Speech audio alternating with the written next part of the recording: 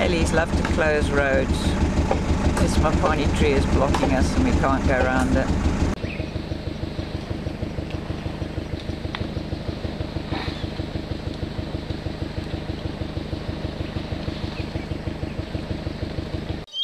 For the last nearly 10 days now, Kuchek's been in charge here, although he's the young bull.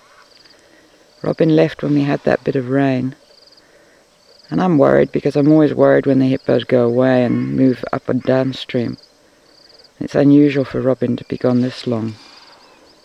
But again, he's a bull, so he may have gone to join Mystery downstream, although I haven't seen him there. In the morning, just after 6, the hippos are sleeping because they always do at this time. Their life is the opposite to us. They get up at night and eat, and they sleep during the daytime till around 2, 3 in the afternoon. You can see now the backbones of Surprise at the back there, and Tasha here at the front. She's just gone in the water further. There's Kuchek, his backbone sticking out as well. This is lack of food. They need food. They're not starving, and it's still not a drought in the sense that we're in December. We can have rain.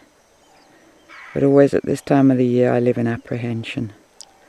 I've put word out to the 1 or 2 farmers left that I know of to see if they have got hay that I can buy. But I need soybean hay if it comes to feeding these hippos again. So let us hope that it rains and that soon they can get proper food, because this isn't nice for them. Look at your backbone.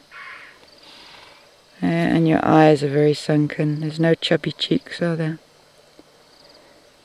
But we'll get rain, I'm sure we will.